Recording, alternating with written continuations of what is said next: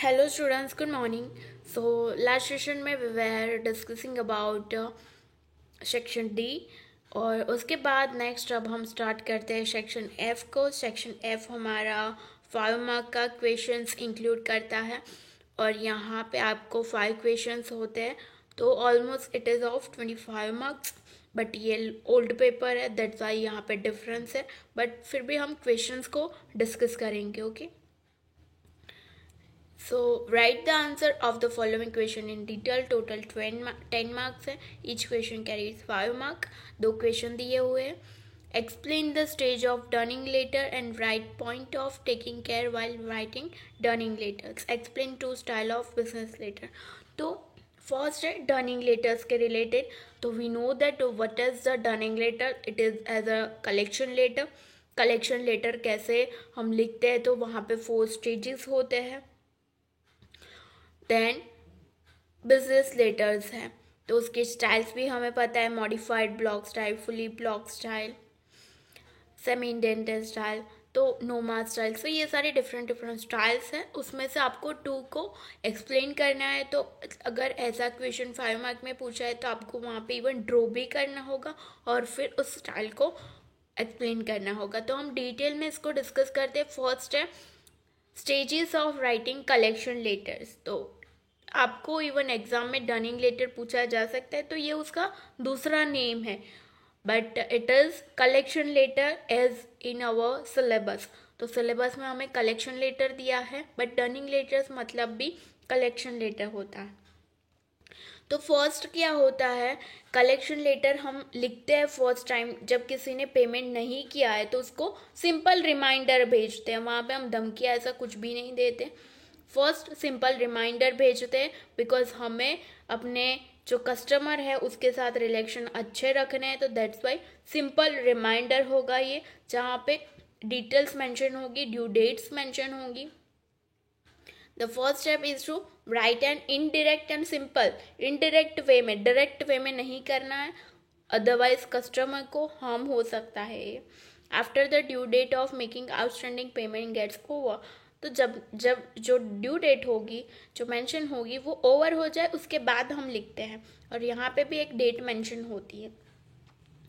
तो नेक्स्ट क्या करेंगे कि आपने जो फर्स्ट रिमाइंडर भेजा उसका कोई रिस्पॉन्स नहीं आया, जो कस्टमर है उसने आपको कोई कांटेक्ट नहीं किया, इवन ये भी मेंशन नहीं किया कि वो नेक्स्ट फ्यू डेज में पेमेंट कर देगा, कोई भी रिस्पॉन्स नहीं आया, तो फर्स्ट हम फिर से लेटर ड्राफ्ट करेंगे। If there is no response to the above letter, then in the second stage. First stage में हमने लेटर लिखा सिंपल वे में, बहुत फ्रेंडली मैनर में लिखा, कोई रिस्पॉन्स नहीं आया, तो फिर सेकेंड स्टेज का लेटर यूज़ करेंगे। तो वहाँ पे क्या होगा, the attempt should be made in a friendly manner to know the reason for not making the payment and to solve the problem. तो यहाँ पे सेकेंड स्टेज, फर्स्ट में हमने ओनली जो प्रॉब्लम थी उसको सिर्फ स्टेट किया था, उसको डिस्कस नहीं किया था। तो सेकेंड स्टेज में क्या करेंगे कि जो पेमेंट प्रॉब्लम है हमारी कि पेमेंट नहीं आया है, तो उसको डिटेल में डिस्कस करेंगे कि ऐसा क्या रीज़न है कि पेमेंट नहीं आ रहा है। तो सेकेंड स्टेज में ये मेंशन होता है। और then third stage, so second stage में हमने फ्रेंडली मैनर में कस्टमर के साथ कम्युनिकेशन करने का ट्राई किया, रीज़न जानने का ट्राई किया, बट फिर भी अगर कोई कोऑपरेशन नहीं हो रहा है तो हम थर्ड स्टेज का लेटर राइट डाउन करेंगे। The seller of the good wishes to cooperate the customer in all ways. Even then, if proper response is not received from the customer, it is to be communicated that the seller will be compelled to go for litigation and that will harm the reputation of the customer. तो यहाँ पे third stage में आप क्या mention करोगे कि you are ready to cooperate with the customer, but if कोई रिस्पॉन्स नहीं आ रहा है तो आप यहाँ पे लीगल एक्शन ले सकते हो। आप यहाँ पे मेंशन करोगे थर्ड स्टेज में कि आप यहाँ पे कोई रिस्पॉन्स नहीं आया कस्टमर की तरफ से, तो लीगल एक्शन लिए जाएंगे कंपनी की तरफ से, and that will harm the reputation of the customer, because ये कस्टमर के साथ गलत होगा और उसकी रेपुटेशन भी खराब होगी if the payment is not made. और फिर फाइनल स्टेज आता है जहाँ पे आप फाइनल एक डेट मेंशन करते हो। और ये स्टेजेस हम कब यूज़ करते हैं, जहाँ पे फर्स्ट लेटर लिखा फिर भी कोई रिस्पॉन्स नहीं आया, सेकेंड लेटर लिखा फिर भी कोई रिस्पॉन्स नहीं आया, थर्ड लेटर लिखा जहाँ पे हमने क्लियरली मेंशन किया था कि लीगल प्रोसीडिंग होगी, फिर भी कोई रिस्पॉन्स नहीं आया है, तो हम फाइनल एक लेटर लिखेंगे फोर्थ स्टेज का, जहाँ पे हम क्लियरली एक डेट मेंशन करेंगे जो फाइनल डेट होगी, और उसके बाद आप लीगल प्रोसीडिंग करोगे। तो final date for legal proceeding is communicated in the fourth stage of a company, fourth stage of a collection letter if increasing moral pressure in the letter has not been effective on the buyer।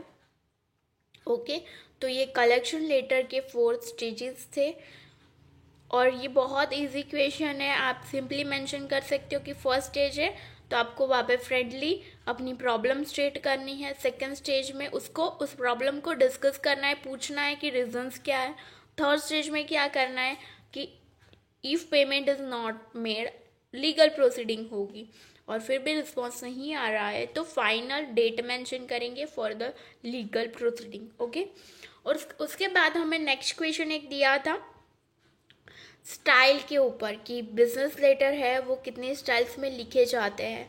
तो in your syllabus there are 6 styles, but हमें यहाँ पे 2 को discuss करना है। तो syllabus में हमें स्टाइल्स दी हुई है बट डिस्कस भी ओनली 2 स्टाइल को किया है। एक है मॉडिफाइड ब्लॉक स्टाइल एंड एक है फुल्ली ब्लॉक स्टाइल। तो मॉडिफाइड ब्लॉक स्टाइल की पहले हम उसकी स्ट्रक्चर देख लेते हैं और फिर फुल्ली ब्लॉक स्टाइल का स्ट्रक्चर देखेंगे और फिर उसको डिस्कस करते हैं। ओके, तो ये है मॉडिफाइड ब्लॉक स्टाइल और ये स्टाइल बहुत पॉपुलर है। तो एग्जाम में कोई क्वेश्चन आए कि कौन सी स्टाइल पॉपुलर है तो आंसर होगा मॉडिफाइड ब्लॉक स्टाइल। और मॉडिफाइड ब्लॉक स्टाइल में क्या होता है कि हेडिंग मिडल में आता है, inside address, salutation, body paragraph वो सब लेफ्ट साइड आएगा, complimentary close, signature right side आएगा। और फुल्ली ब्लॉक स्टाइल तो ये मॉडर्न स्टाइल है, मतलब कि करंट स्टाइल है, करंटली डेवलप हुई है ऐसी स्टाइल है।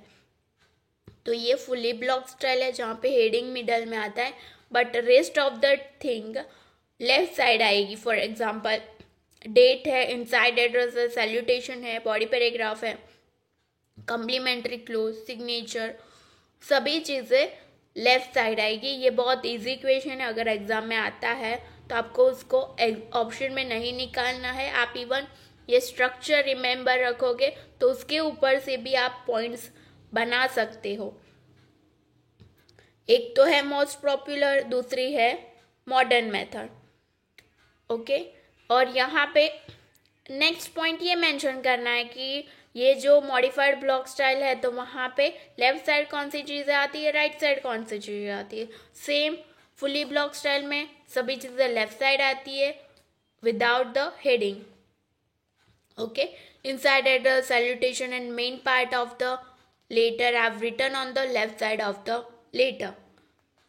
Date of the letter, complimentary clause and signature have written on the right side of the letter. तो ये हम यूज़ करते हैं, हम जो भी लेटर लिखते हैं तो इसी स्टाइल से लिखते हैं और we have used this style. Okay, so we know that punctuation marks are used in the letter. So yes, we are using the punctuation marks. All details of the letter are distributed on both the side of the letter gets a balance book. So दोनों side पे, एक side पे date होती है तो दूसरी side पे inside address होता है, बॉडी पैराग्राफ मेंशन होता है, complimentary close, signature right side होता है, तो एक बैलेंस बुक बन जाती है, दोनों साइड पे कंटेंट होता है। This type of letter should be written carefully and और टाइप केयरफुली। ओके, तो ये मॉडिफाइड ब्लॉक स्टाइल थी।